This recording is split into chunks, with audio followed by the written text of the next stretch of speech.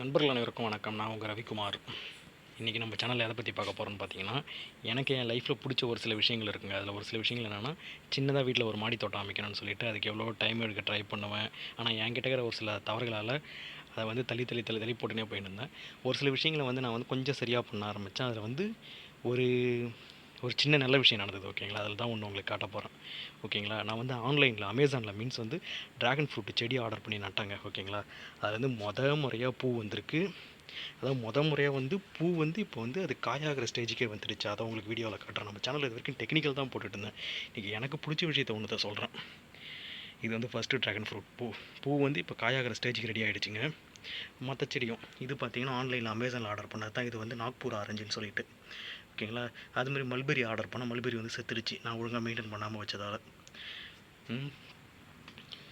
அதேமாதிரி இது வந்து 3 வகையான ட்ராகன் ஃப்ரூட் இருக்குது. ஓகேங்களா, மஞ்சள் பிங்க்கு, அப்புறம் வந்து இன்னொரு கலர் ஏதோ இருக்குது, எல்லோன்னு நினைக்கிறேன்.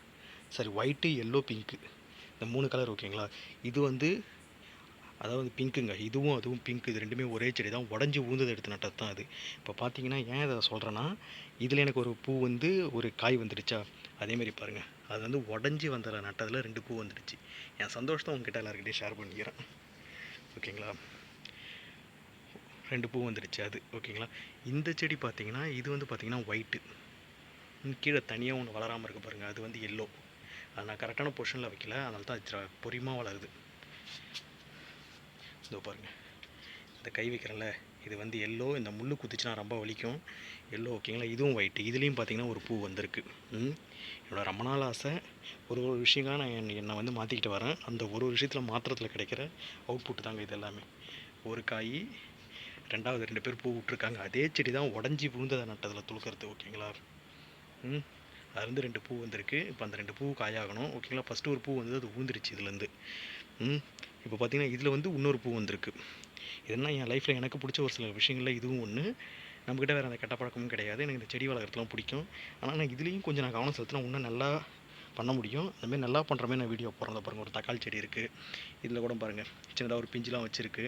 இதையும் நான் வந்து அடுத்தடுத்து வீடியோ போடுறேன். அந்த மிளகா சின்ன இருக்குது, அடுத்த வீடியோவில் போடுறேன். ஓகேங்களா, நம்ம எப்பவுமே டெக்னிக்கலை பற்றி பேசுவோம். இன்றைக்கி பார்த்தீங்கன்னா திடீர்னு நான் டெக்னிக்கல் எனக்கு பிடிச்ச விஷயன்றதால அதை சொல்கிறேன். ஓகேங்களா, நீங்களும் உங்கள் வீட்டில் ட்ரை பண்ணலாம். அமேசானில் நான் கூட லிங்க் கூட உங்களுக்கு நம்மளோட சேனலில் நான் ஷேர் பண்ணுறேன்.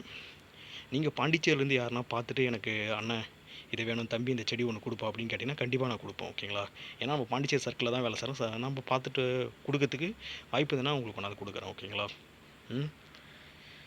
என் லைஃப்பில் ஒன் ஆஃப் த ஒரு நல்ல மூமெண்ட் இது. ஓகேங்களா, ஒரு புது விதமான ஒரு செடி வளர்க்குறது நல்ல மூமெண்ட்டாக எனக்கு ஃபீல் ஆகுது. அதை உங்கள்கிட்ட ஷேர் பண்ணிக்கிறேன். நன்றி நண்பர்களே. இதில் எதனா விஷயங்கள் சொல்லணும்னா சொல்லுங்கள், நம்ம அடுத்தடுத்த வீடியோவில் பேசலாமே.